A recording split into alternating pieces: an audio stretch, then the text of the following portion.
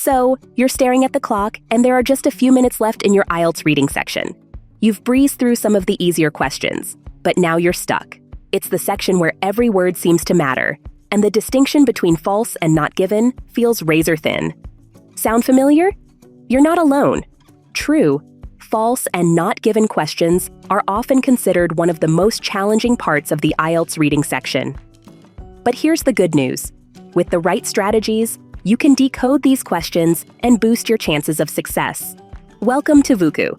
Let's break it down together, step by step, and learn how to tackle these tricky questions like a pro. Understanding true, false, and not given questions. Before we dive into strategies, let's clarify what true, false, and not given questions are.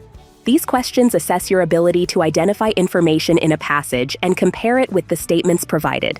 Here's the breakdown. True. The information in the statement matches the passage exactly. False. The information in the statement contradicts the passage. Not given.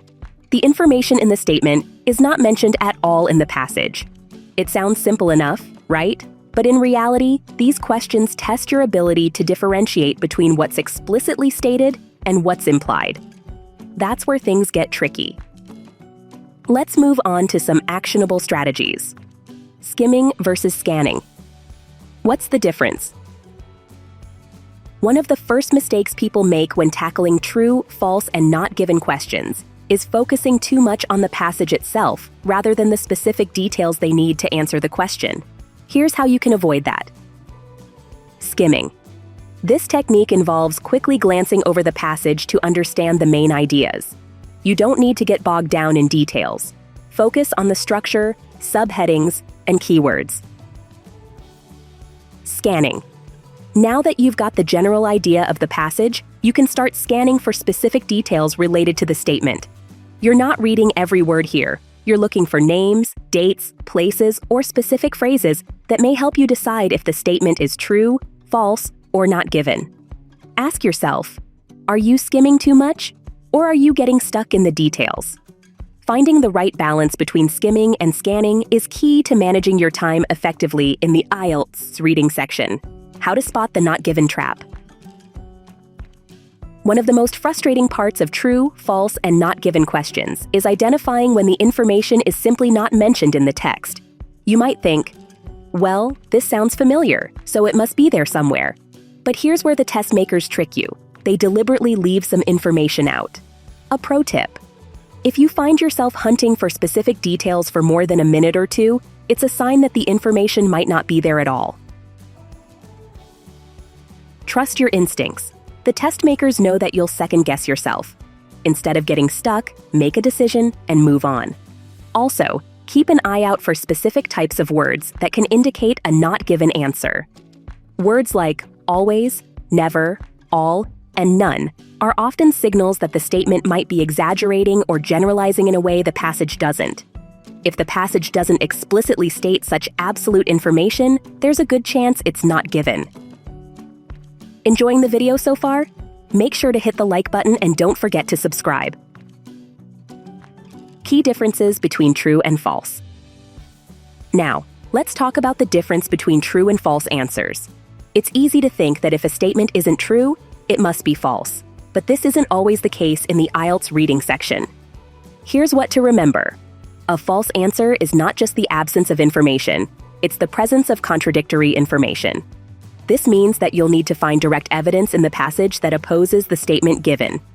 If you can't find such evidence, the answer isn't false. It might be not given. So, how do you spot a false answer? Look for key phrases that directly negate the information in the statement. Don't assume. Stick to the facts. One common pitfall is bringing outside knowledge or assumptions into the equation. When you're answering true, false, and not given questions, it's crucial that you stick strictly to the information provided in the passage. Don't let your personal knowledge of a topic sway your answer. The IELTS reading section isn't testing what you know. It's testing how well you can extract information from the text. Remember this mantra: if it's not in the passage, it's not in my answer. Practice makes perfect.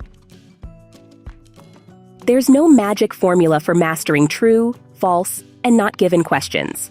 But there's a tried-and-true method that works with practice. The more you practice these specific types of questions, the better you'll get at identifying patterns, recognizing traps, and honing your skimming and scanning skills.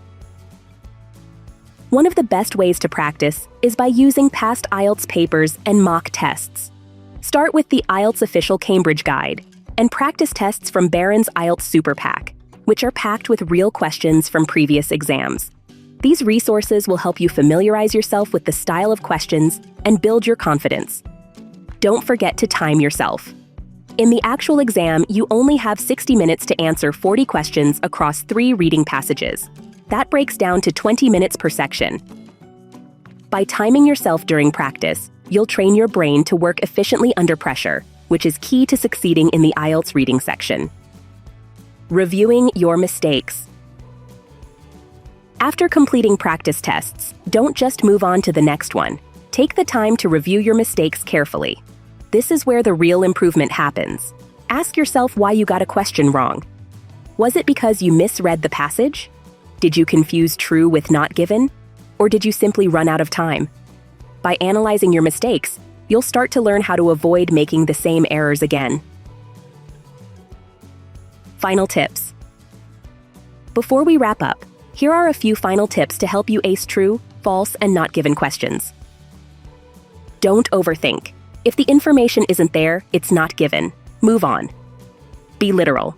Stick to what's on the page, not what you know or think. Practice strategically. Focus on your weak areas and improve with targeted exercises. If you've found these tips helpful, be sure to give this video a thumbs up and subscribe to Vuku for more English learning strategies. Good luck with your IELTS preparation. And remember, practice, patience, and persistence are your best allies in mastering the reading section. Thank you for watching, and I'll see you in the next video.